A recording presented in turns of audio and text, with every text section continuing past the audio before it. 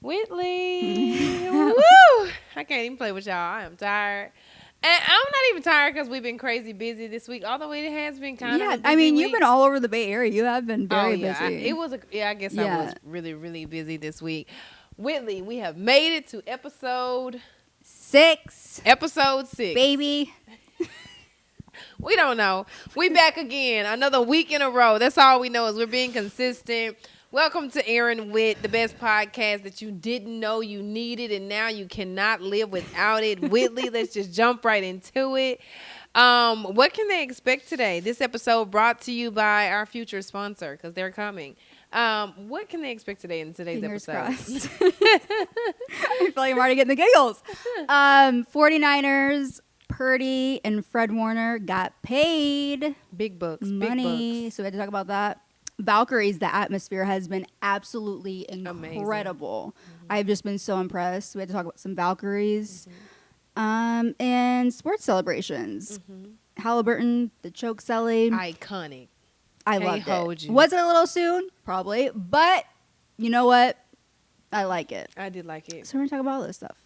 That and of course some story time fit in there and everything else. So let's just jump right in. Obviously, Brock Purdy, big money man now, making $52 million a year, $52 to $53 million a year with his new contract, $265 million. No trade clause involved in that contract on a 5-year. So he is stuck with the red and gold till 2030.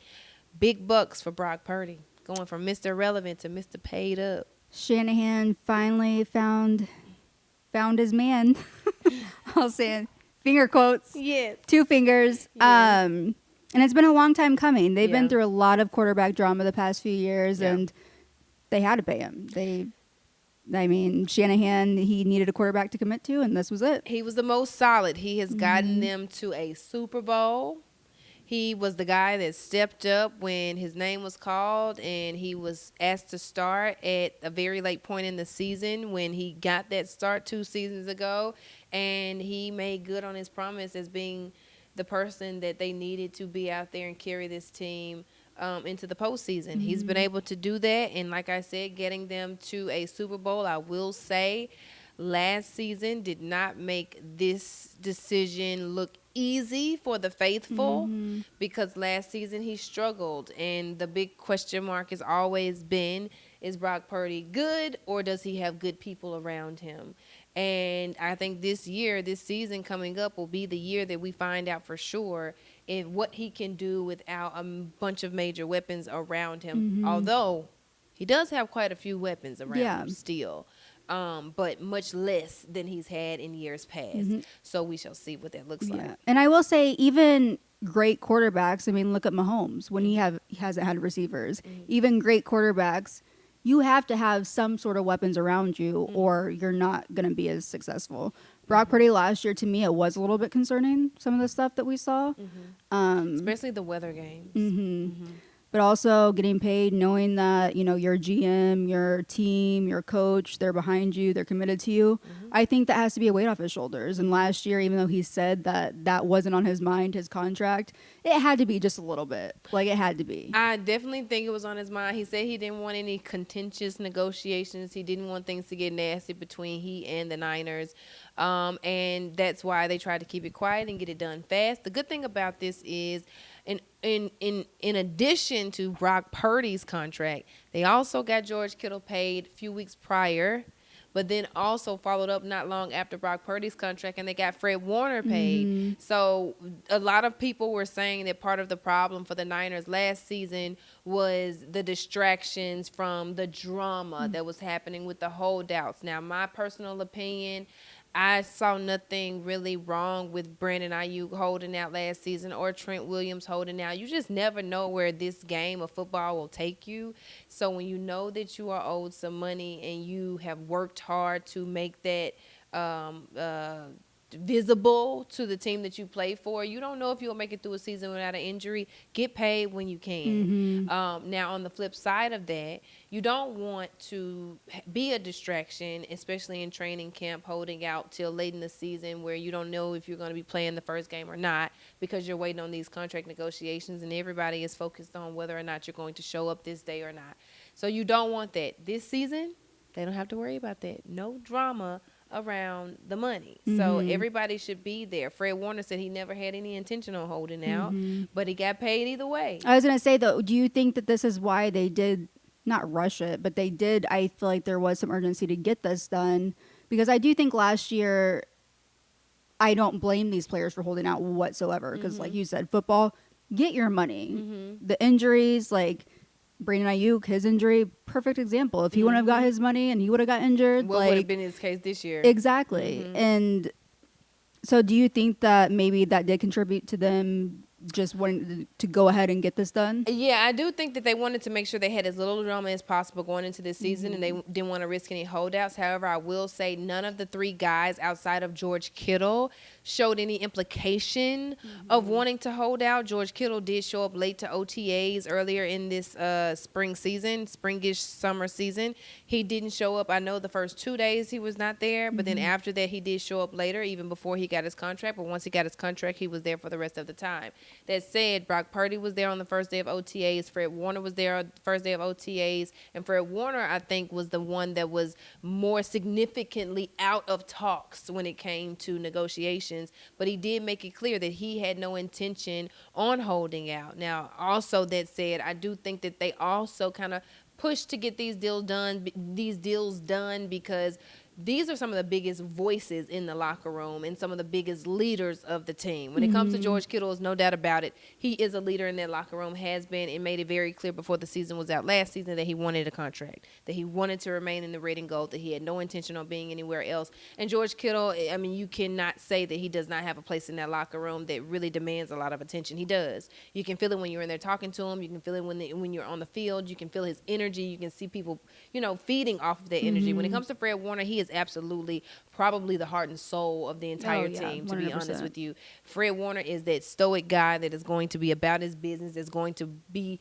on his A game all the time, and he's going to make sure to give credit where credit is due. It's on top of that. Like, he is a guy that is at the top, but also make sure that he touches every person in that locker room, at least so it seems from me being around him.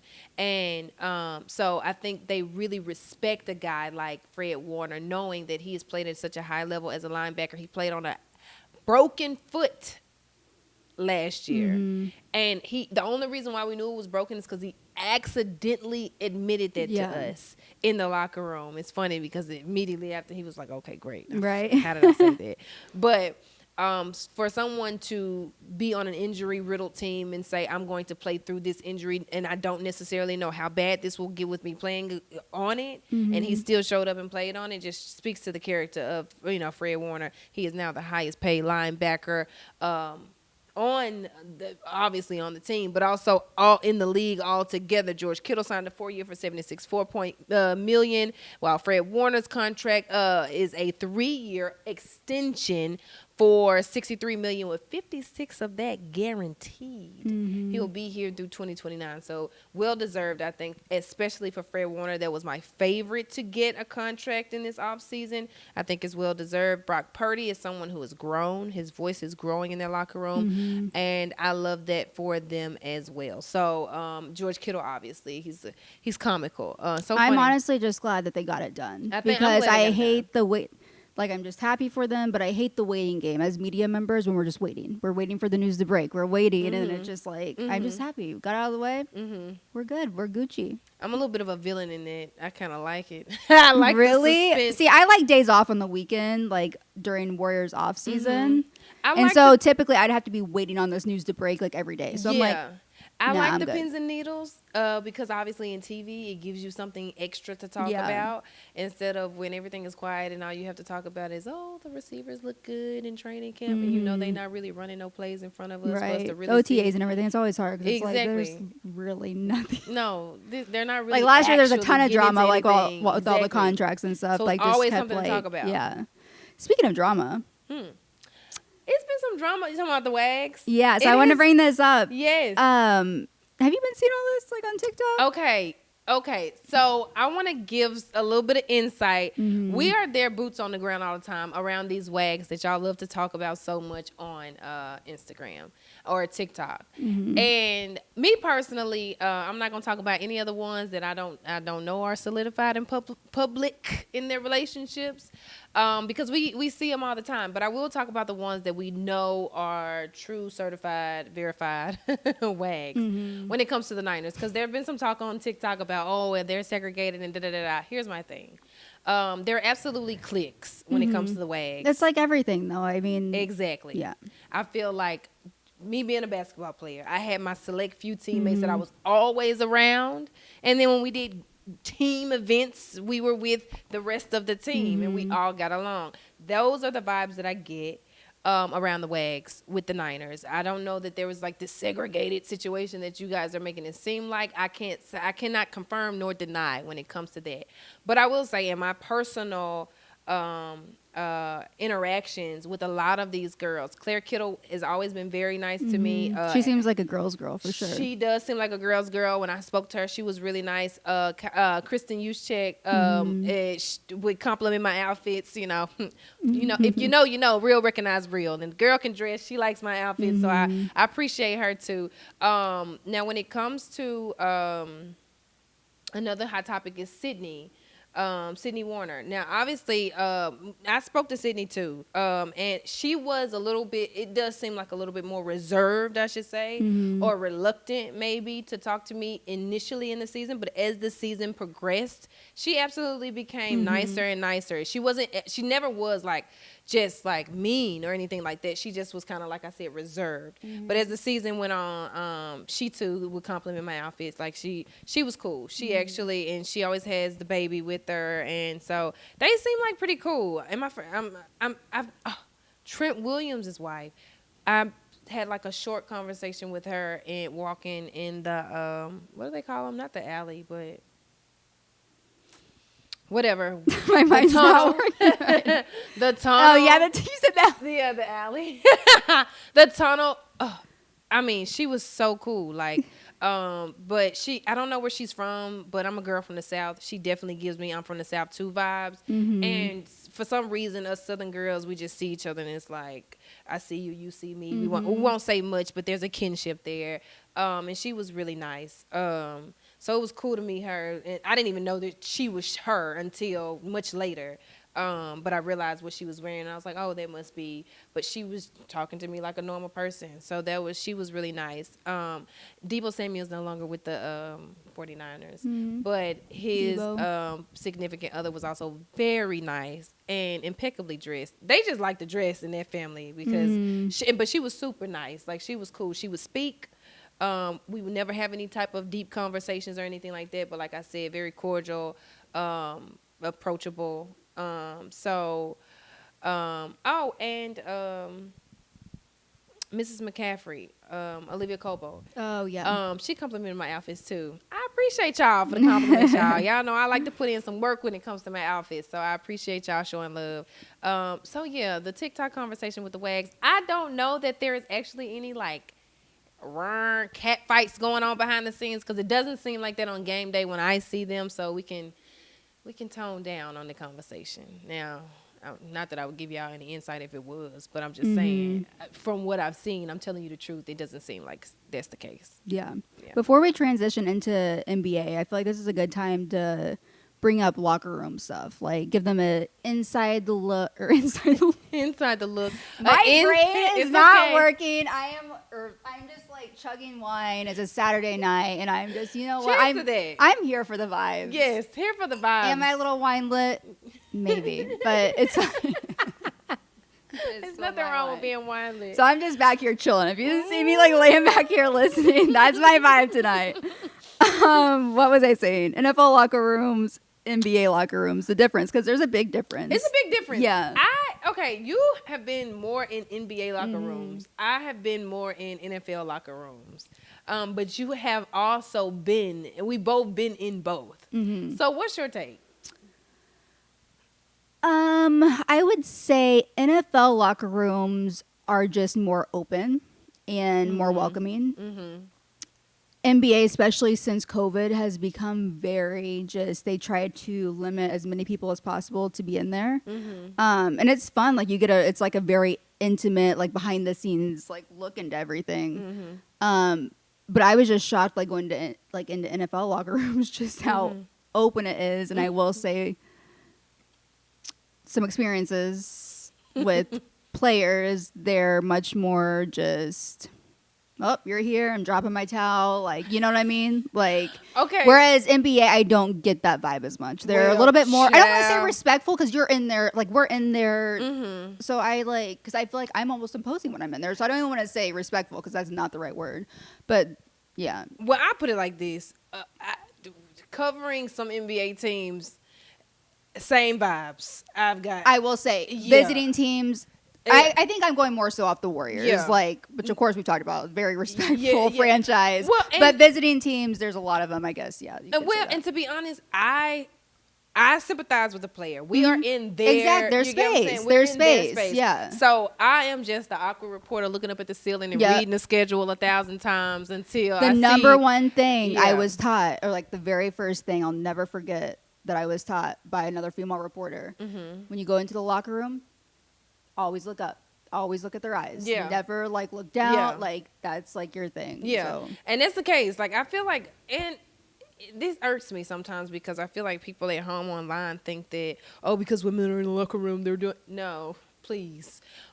Most of us, all of the ones I've met are always like hard staring at the ceiling. I'm going to be honest with you. Or reading the same sign 1,000 times until you see just this, I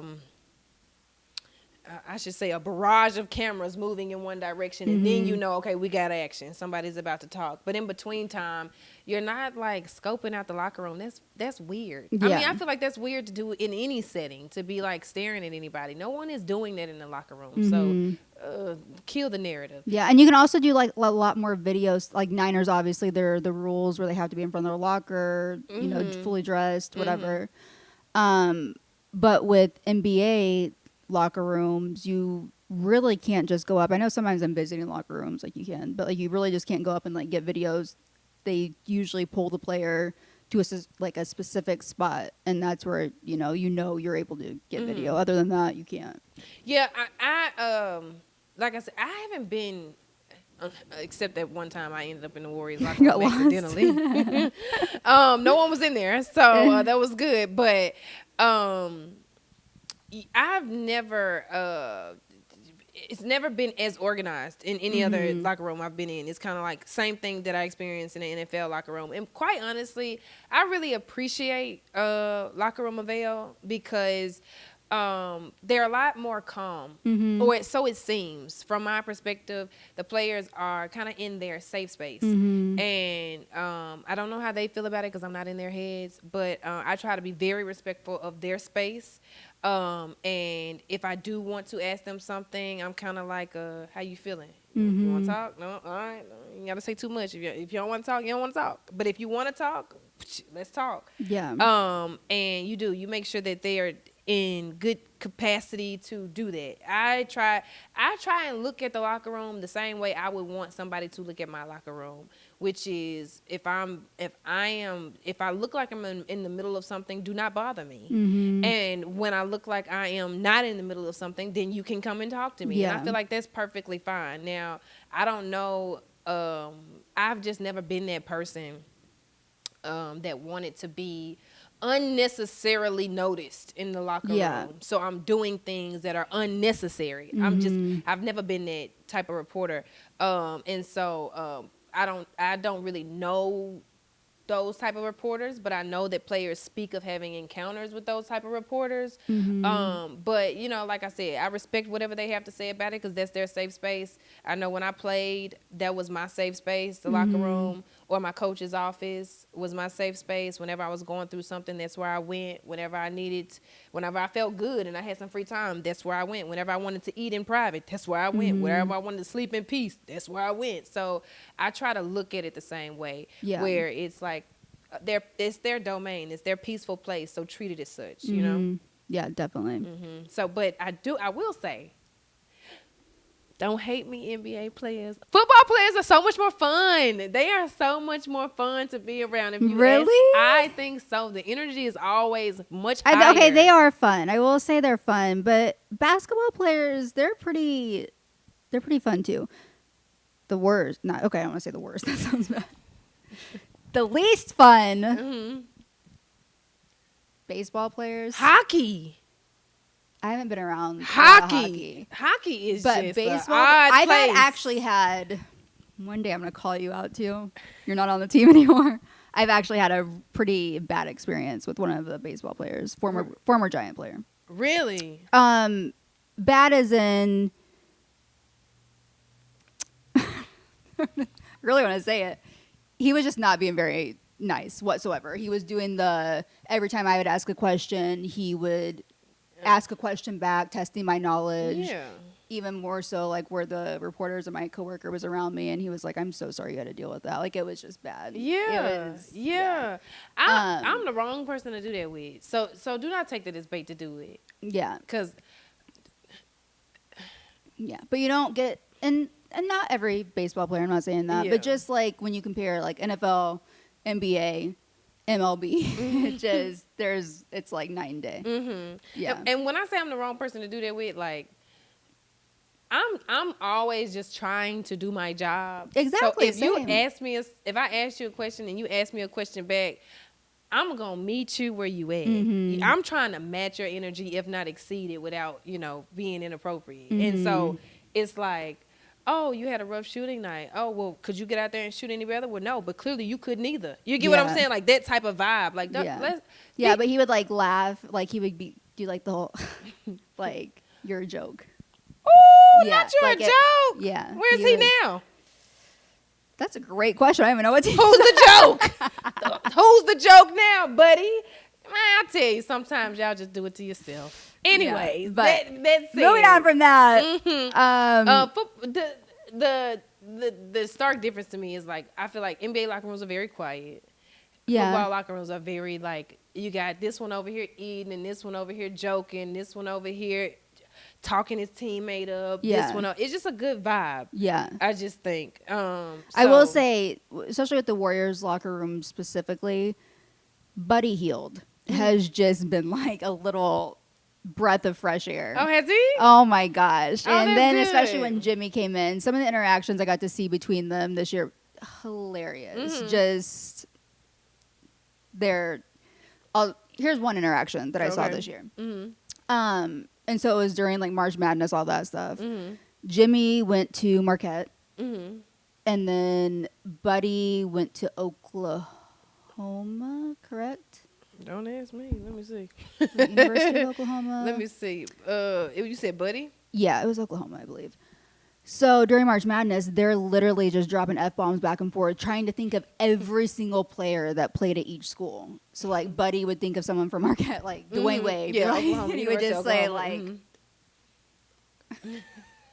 each player, and then Jimmy would come back, and they were just like going back and forth. Oh, cool. And then Buddy would like give Jimmy a hard time all the time. Yeah. Well, they gave each other a hard time all the time. Yeah. And I just remember one time, this was like a few games after Jimmy was in, and Buddy was like, why don't you, because Jimmy before the playoffs would always only talk in the locker room. That's just who he was. That's, that's it. And Buddy was like, why don't you go talk at the podium like everyone else has to? And then Jimmy like went to the back to go shower or whatever. And Buddy looked at me. He's like, you waiting on him too? And I'm like, don't bring me into this. Don't bring me into this. Do not bring me into this. But they just had so many interactions, and and they like, especially them together, really livened up the atmosphere. Okay, cool. Like I said, they've always been very quiet. Very, very quiet for me, but I'm glad that they were good vibes. It was okay, hilarious. cool. They were good vibes. Good. Okay, I love that. Speaking of good vibes, the Valkyries have had great vibes. The Valkyries have had great vibes. I mean, so good. The Incredible crowds have turned vibes. out. Yes. And I just knew when they announced the expansion team in the Bay Area, it's going to be here in San Francisco, I just knew that this is the perfect place for it. I knew the Bay would show up and show out, and they have. And it's almost like it's maybe a little bit emotional. I'm not even going to lie, just because the little girl, the little Whitley growing up in Missouri, I used to want to be Lisa Leslie so bad. See, for me, it was Candace Parker. Oh, I love Candace.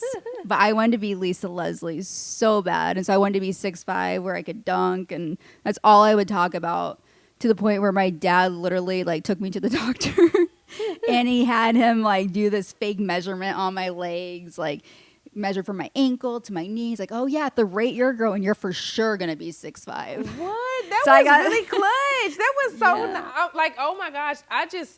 I spammed the hell out of Candace Parker's MySpace page, and she ended up blocking me. That's hilarious. Oh my gosh. I know, she was MySpace. like, "Who is this little girl?" All under, because at the time there was no such thing as spamming Yeah. on social media.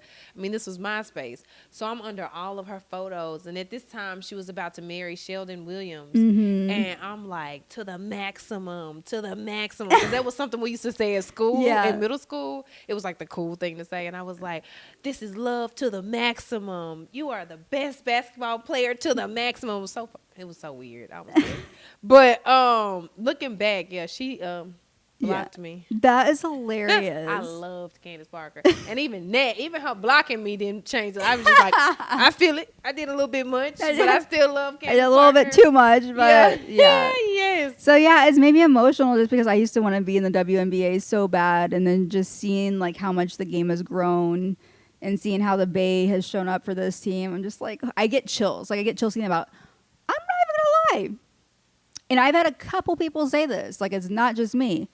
I feel like the Valkyries games have been louder than Warriors games. Yeah. And on our last episode, we were talking about the environment at Chase Center. Yeah. The music. Mm-hmm. Okay, I don't just want to say the music, 'cause I'm not trying to like call up DJs, anything like that. But like they've been playing a whole bunch of like E40 and different, Bay Area rappers. And it just gets everyone going. And like the in-game entertainment, the whole vibe, I'm like, I think the Warriors, I think we need to take note. Because I swear it has been louder than even playoff games. Well, I'm gonna tell you, because this is my honest like, wait, okay, it's not a racetrack, but my honest theory is that Valkyries tickets, because they're a franchise expansion team, No, they're cheaper. they're cheaper, and it is what we used to see, or what you guys At Oracle, used to see yeah. at Oracle for Warriors, where true fans, true blue fans, are able to actually show up for the Valkyries, which is why they have such a great turnout and it's so loud. And maybe, like you said, and you've mentioned this in episodes before, maybe the Warriors should take note, because I think the environment, like, who told me? I believe it was Veronica Burton, that plays for the Valkyries. She was like, when you're at home and you She went have off that game, too, the She last home did. game, yeah. And she told me before that game, I talked to her the day before, and she was like, when you have a crowd like that, it's like you have a sixth man. And it's so true. And so it's like, it's really good to see people. First of all, the colorway is the mark, like the whole branding has impeccable. it's incredible. It's nice. It looks so good. It's nice. But I am going to challenge the WNBA. Now, this is me putting on my media hat. Being at your games is so much fun. And I am so happy that the game is growing, coming from the little basketball player that I used to be, someone that never had any desire to play in the W, because it was not appreciated back when I was coming up. Like, I'm old. I'm just a few years removed. But you get what I'm saying. It wasn't the same as it is today.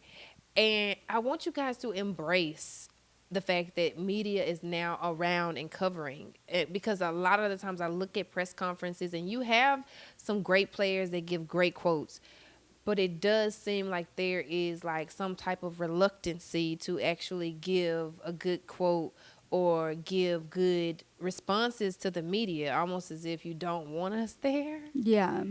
And I don't get it, because I do feel like this is our chance to show the world how lovable you actually are off the court. And so, not that I've had that experience as much here with the Valkyries, but I'm just watching what I'm seeing just in the media cycle period. And sometimes it does seem like WNBA players don't really want to answer questions. And I just want y'all to know, like, I want y'all to see from the perspective of the fact that this is also like, this is why fans love the moments with Steph Curry so much, or the moments with Anthony Edwards so much, or the moments with LeBron James so much, or the moments with, I can go on and on and on. They're bites and clips that they get not only from their personal social media accounts, but that they get from moments that they've had with the media. Everybody loves the Kevin Garnett, I want my mama. Like, a media member got that moment. So it's like, be mindful of that too when you guys are like talking to the media, because we want to push the narrative that makes you look as best as possible. And now sometimes that does overlap with things that are kind of like seemingly not so positive. But for the most part, most of my colleagues, we all have the same goal in mind, which is to make the game look good, which in turn is to make you look good. And so I just want you guys to keep that in mind. I'm not saying anything to you guys, but I don't want you guys to feel like when we ask you a question, we're being critical on the attack. It's more so because we want your perspective, because your word is the more certified word, and we don't want to misrepresent what it is that you guys are putting out there, or how it is that you guys feel about whatever. So. Yeah, I agree. Sorry, I'm so, my brain's dead. Short and sweet. My brain is, fried. Well, let me ask you what you thought about the Halliburton celebration, because we mentioned that, and we're going to. I did, but I also had to talk about my hits, because I did hit a couple times. Oh, okay. Period. I did we hit. got some hits this week. I did. A little bit got more sold excitement a lot for the, too. A little bit more excitement for the money. I could have had a lot more, but I think I found out a new technique that I'm not going to tell you. Maybe one day. I will tell you. Secret maybe one day, but right now we're going to keep making money off of it. Let me see what I had, 'cause I had a lot of misses, but here are a couple dubs.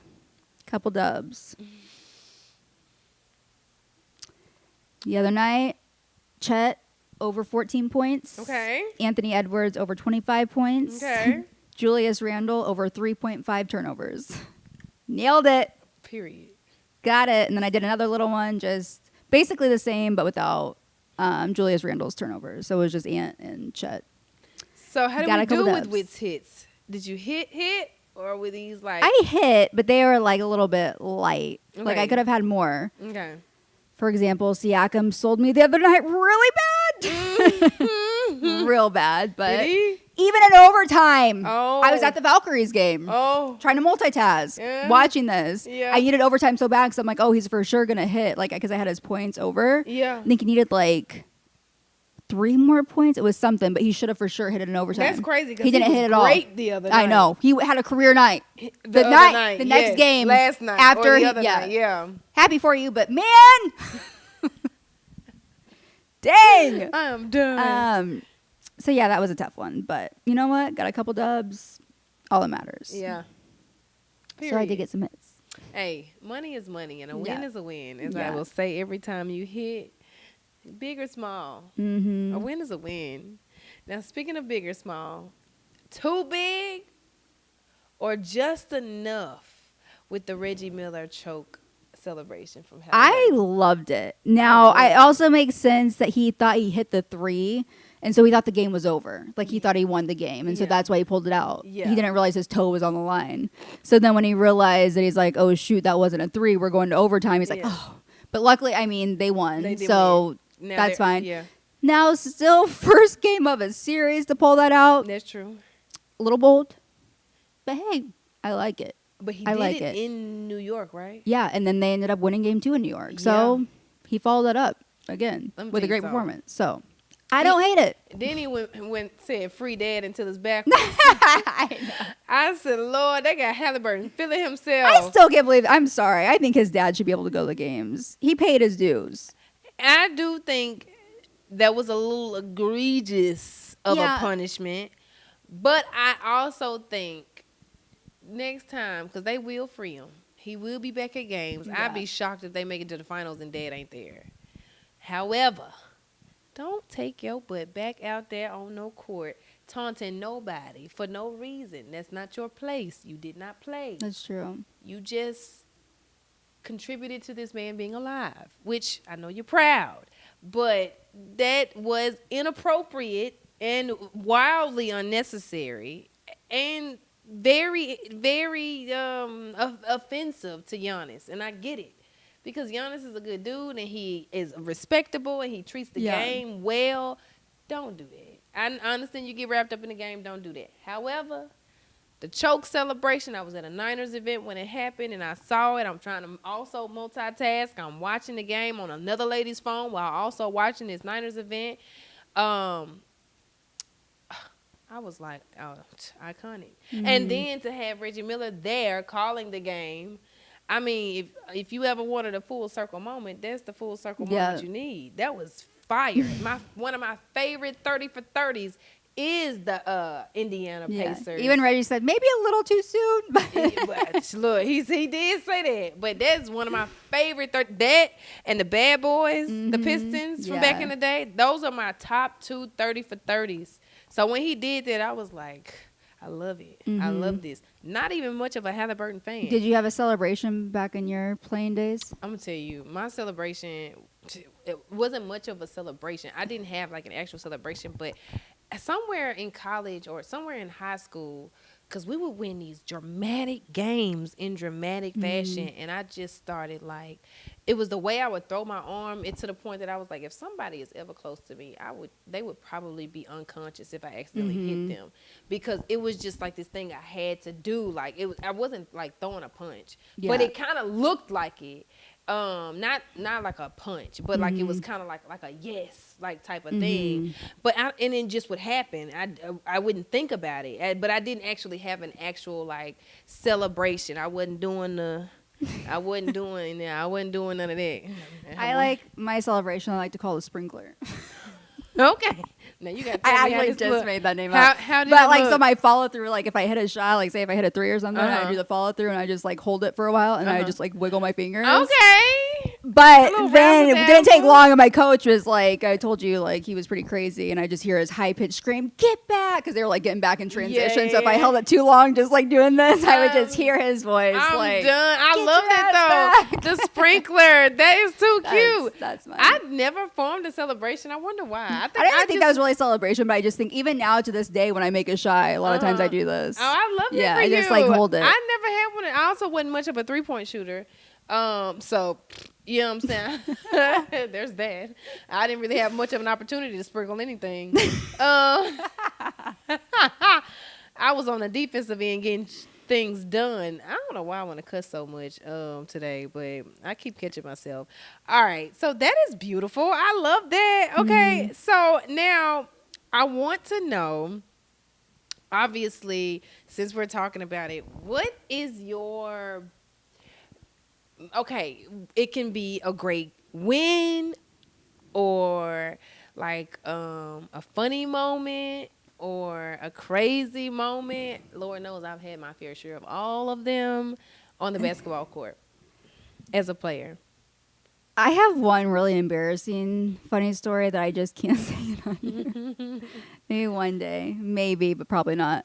Okay. I'll so- hold my embarrassing story too then. All up in my mouth. Oh my gosh. I'm done. What did I say? I'm done. One story I have is it was junior high, I think, and I won a tournament for us, and I went.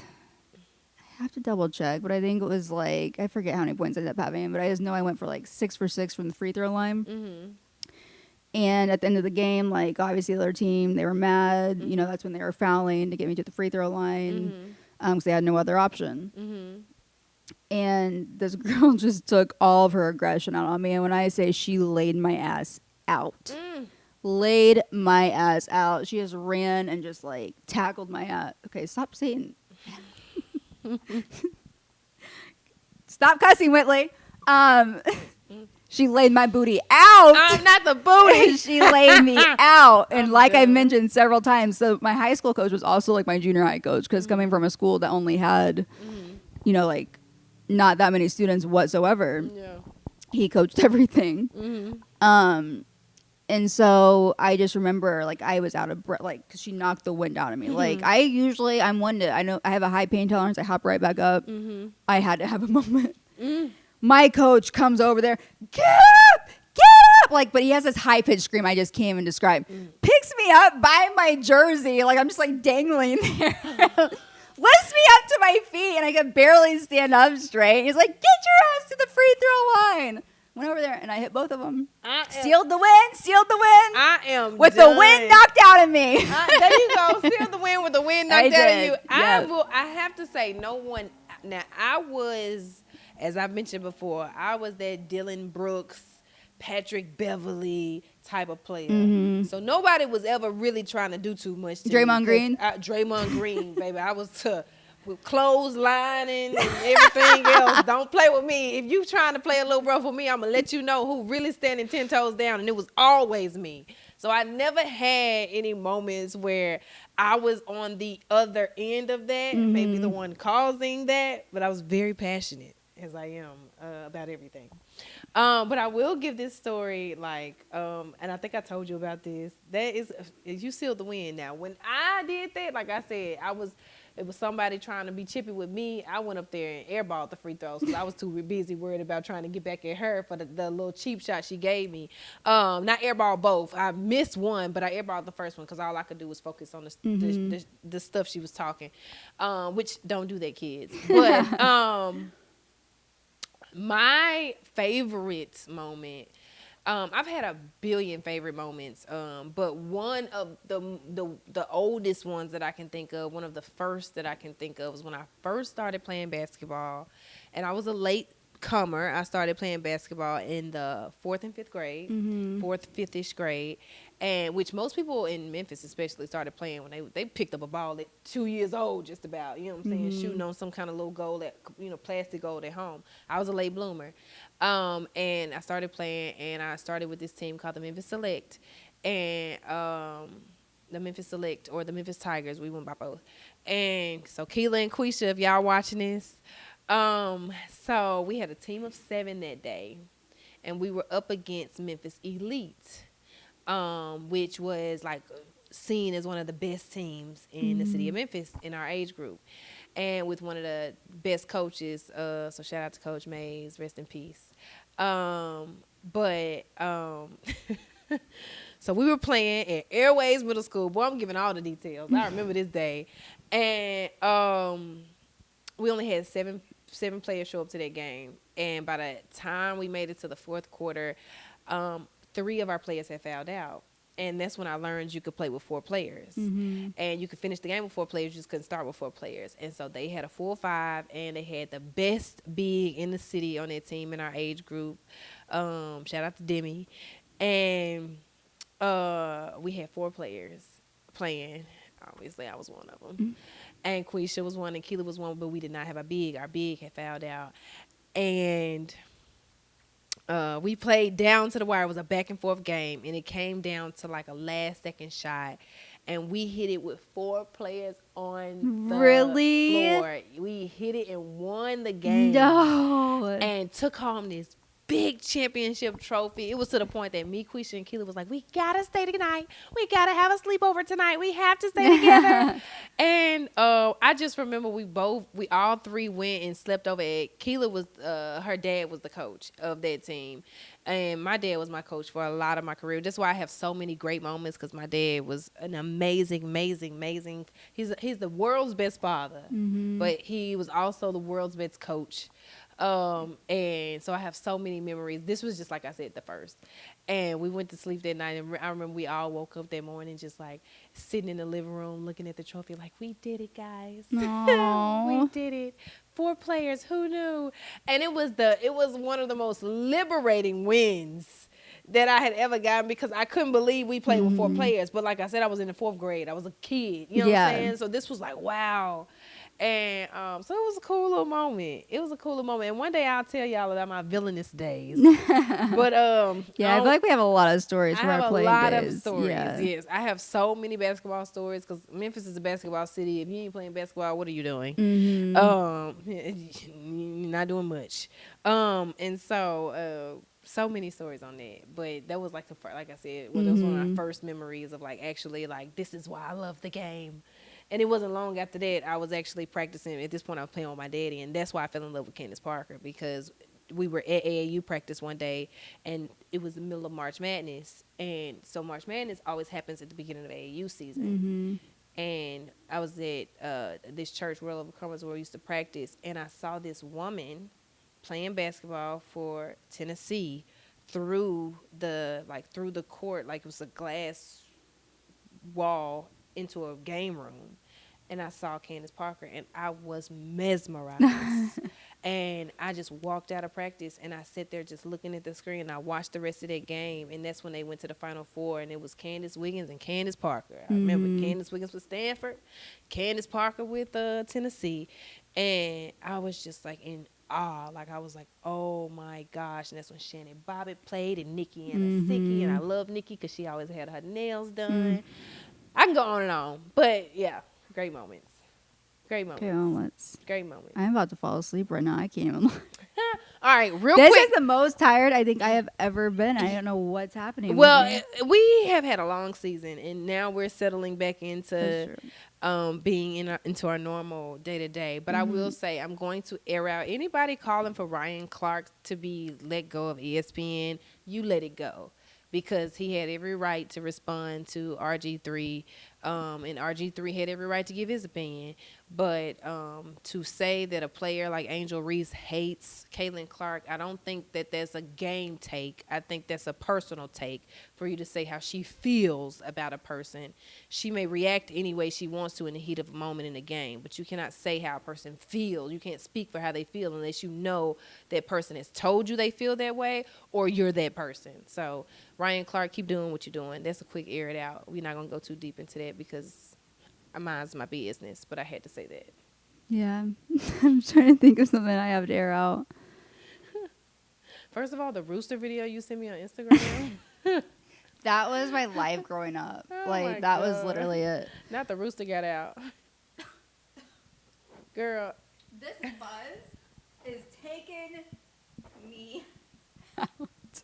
I am done. Sorry, I forget also we're like a podcast, so I always forget that sometimes people are just listening to us. So if you're listening to me right now and you hear my mic like going in and out, it's because I'm choking on fuzz and I'm trying to get this all choking on fuzz from the beanbag. I'm trying to paint a visual for you. Yeah. And anytime you hear me mention Pac or Tupac, But I'm also not just talking go about the watch rapper. us I'm on talking about my YouTube. dog. Yeah. Oh yeah. Pac is our. I always wonder that. Like, Yeah. if people are like, Pac. Like, Who is what Pac? you talking Pac about? is Tupac, our co-host. Look at and- his old turkey legs. He's Yes, just I passed know out he right is now. knocked out. He has run around and caused havoc all night. Yeah, so speaking, well, air it out. I don't want to throw you under the bus, man, but yesterday we had a day. So I finally got him into the groomer because, with my schedule, especially during Warriors, during playoffs, it's so hard because it's just me and him. So it's hard to find the time to fit that in. Finally got it in yesterday. And I could tell I was like feeling a little off in the morning. And then we were on our way to the groomer in my car. He has this little car seat. This man starts, and I'm like, don't you dare. So here I am driving.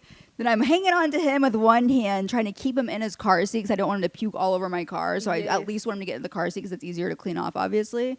So I'm just driving. So if you saw like a car just all over the street in San Francisco yesterday, it was me. Puked everywhere, puked all over himself. Got to the groomer. I'm like, I am so sorry.